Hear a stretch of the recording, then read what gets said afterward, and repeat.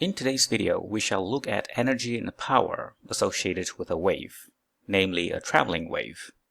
Assume you have a transverse wave on a string, and the speed of propagation of this wave is v. Let's concentrate on a string element with mass dm.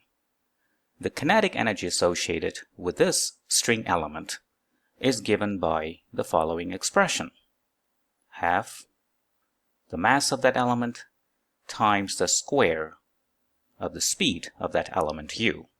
We note again, this u is the transverse speed of the oscillating string element. Since it oscillates like that, that is the speed u of that element. So this is a transverse wave, so that means this distance here is the amplitude. And any vertical displacement can be labeled as y, where y is given by a sine function, as we have seen in our previous video, namely a sine kx minus omega t. K is the wave number of this transverse wave, and omega is the angular frequency. What that means is we know in order to find the transverse speed of the string element, all we have to do is to take the partial derivative of y with respect to t, and you're going to get minus a omega cosine kx minus omega t. Let's substitute this expression in here.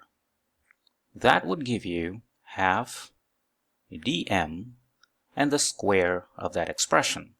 So a squared omega squared cosine squared kx minus omega t.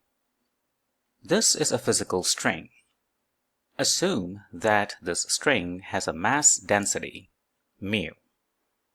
It is a constant, so it has a linear mass density.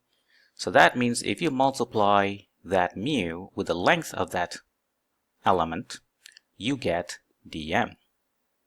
So we can substitute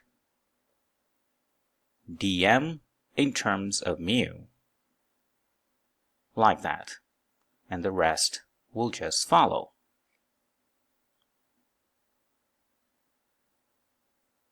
Like that. So this is kinetic energy associated with a single moving element.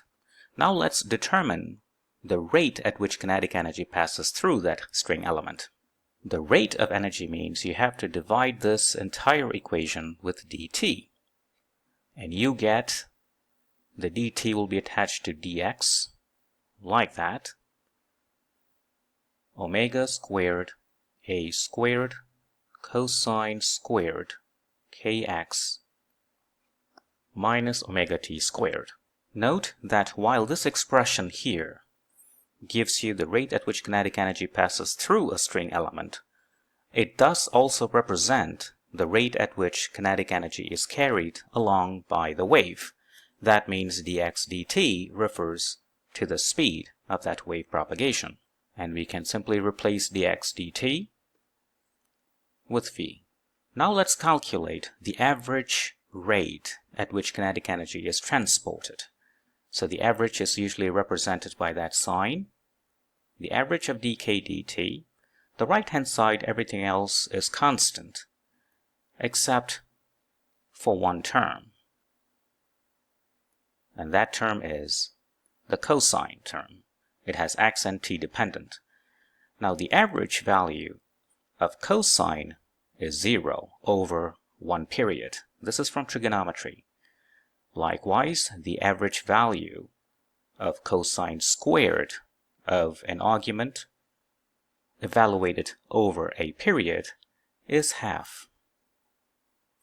So that means the average value of this function is half. So there we have it.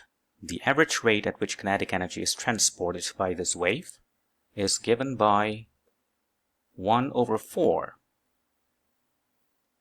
mass density, speed of that wave propagation, omega squared a squared, where omega is angular frequency and a is the amplitude of the oscillation. In addition to kinetic energy, elastic potential energy is also carried along by this wave. We are dealing with a string here, and at the same average rate given by this expression. Thus, the average power, which is the average rate at which energy of both kinds is transmitted by the wave, is quite simply double the expression that we have obtained above. Meaning, the final solution is 1/2 mu v omega squared a squared. The factors mu and v in this equation depend on the material and tension of the string. The factors omega and the amplitude depend on the process that generates the wave. The dependence of the average power here of a wave on the square of its amplitude and also on the square of its angular frequency is a general result, true for waves of all types.